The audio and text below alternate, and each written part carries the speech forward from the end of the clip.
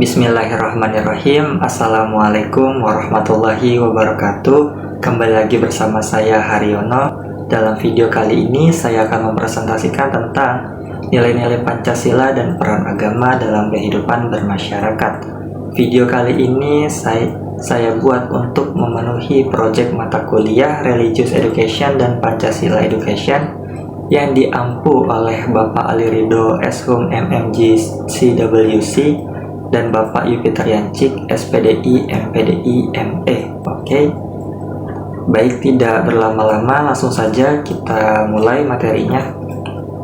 Nah, pertama, berbicara tentang nilai-nilai Pancasila dan peran agama dalam kehidupan bermasyarakat, tentu saja kita harus berbicara tentang latar belakang gimana sih agama itu ada di Indonesia gitu.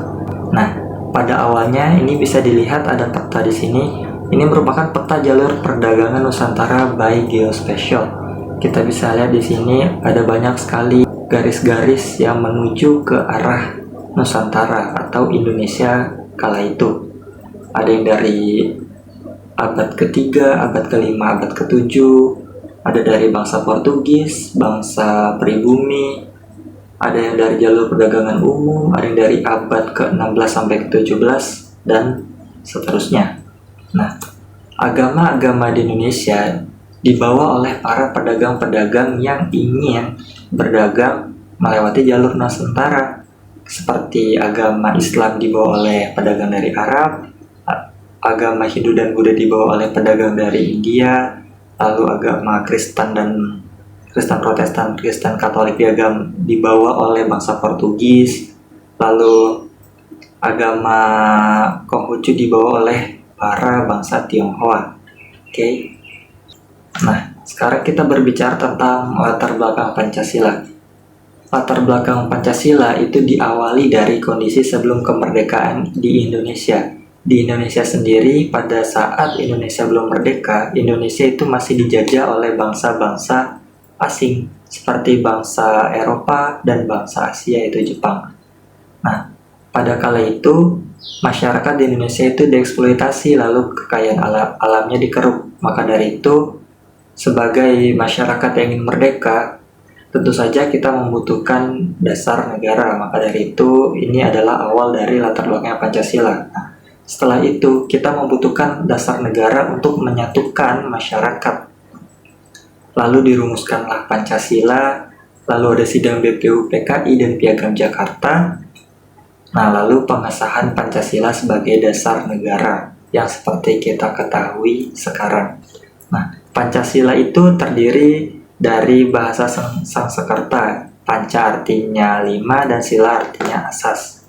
Apa sih pengaruh agama dalam Pancasila? Nah, salah satu pengaruh agama dalam Pancasila, ketika Pancasila dirumuskan, agama menjadi salah satu landasan penting, terutama pada sila pertama, yaitu ketuhanan yang Maha Esa. Yang pada awalnya sebelum ketuhanan yang Maha Esa adalah ketuhanan bagi para pemeluk Islam, kurang lebih seperti itu. Tapi karena Insinyur Soekarno dan para pendiri-pendiri bangsa Indonesia lainnya menyadari bahwa di Indonesia ini tidak hanya ada orang Islam saja, tetapi banyak sekali agama lainnya, maka dibuatlah ketuhanan yang Maha Esa untuk mentoleransi semua agama.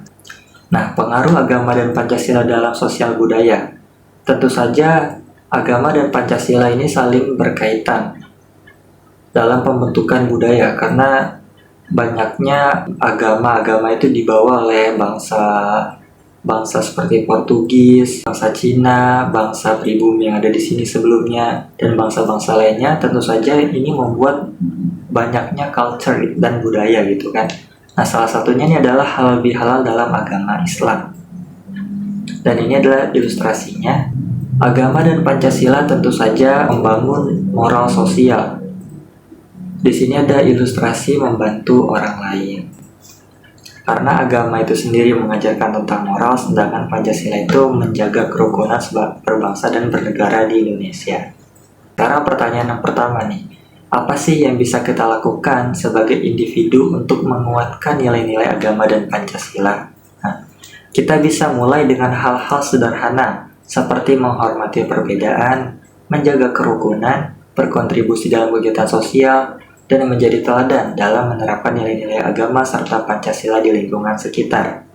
Nah, pertanyaan yang kedua, mengapa agama dan Pancasila saling melengkapi? Nah, seperti yang saya sebutkan tadi, agama memberikan nilai-nilai moral dan spiritual kepada setiap individu, sedangkan Pancasila menjadi panduan untuk menerapkan nilai-nilai tersebut dalam kehidupan bermasyarakat, berbangsa, dan bernegara. Keduanya saling melengkapi untuk menciptakan keharmonisan sosial. Pertanyaan yang ketiga, mengapa penguatan nilai-nilai Pancasila dan agama penting dalam kehidupan bermasyarakat? Nah, karena Pancasila dan agama adalah landasan untuk menciptakan persatuan dan keadilan dalam keberagaman. Nilai-nilainya menjadi panduan untuk mengatasi konflik, membangun toleransi, dan mencapai tujuan bersama sebagai bangsa.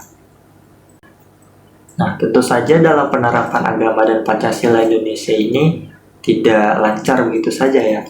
Ada beberapa peristiwa-peristiwa nih. Dalam contoh kali ini, saya membawakan peristiwa positif dan peristiwa negatif. Peristiwa positifnya tentang toleransi beragama dalam masyarakat multikultural yang memiliki banyak agama ini. Salah satu yang bentuk positifnya adalah kolaborasi antar agama dalam bantuan kemanusiaan di Palu dan Donggala pada tahun 2018. Juga perayaan bersama Hari Besar Keagamaan di Bali. Nah, di Bali itu setiap ada perayaan bersama Hari Besar Keagamaan seperti Islam merayakan Idul Adha atau Idul Fitri, lalu agama Hindu merayakan Nyepi atau Galungan. Nah, mereka itu saling menjaga dan saling membackup gitu, sehingga terjadi toleransi beragama yang terjadi di Bali sana. Nah, namun naasnya dalam toleransi beragama dalam masyarakat multikultural tentu saja ada peristiwa negatifnya nih. Salah satunya adalah penolakan pendirian gereja di Penggambiran Kota Cirebon. Ini baru banget terjadi di tahun 2024, tepatnya di lokasi Cirebon. Lalu juga ada pembakaran rumah ibadah, wihara, dan kelenteng yang disinyalir ini ternyata hanya kesalahpahaman yang seharusnya bisa melakukan dialog atau diskusi untuk mencari titik tengahnya gitu. Sangat disayangkan hal seperti ini bisa terjadi gitu.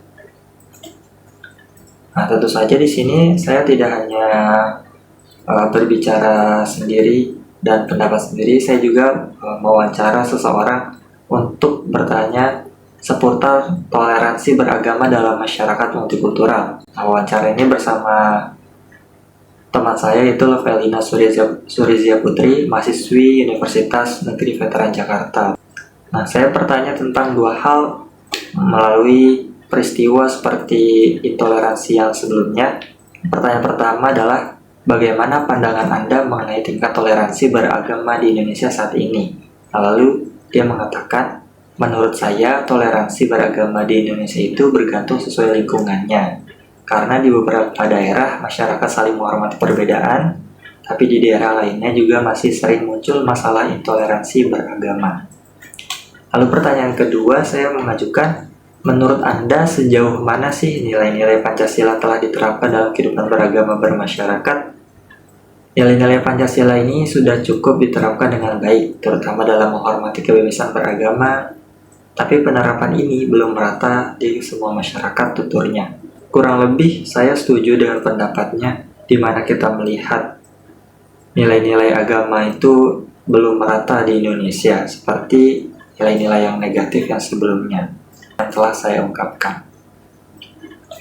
Nah, lalu dari semua pemaparan semua ini, apa sih kesimpulannya? Nah, kesimpulannya adalah agama dan Pancasila adalah fondasi moral dan ideologis yang saling melengkapi dalam kehidupan bermasyarakat.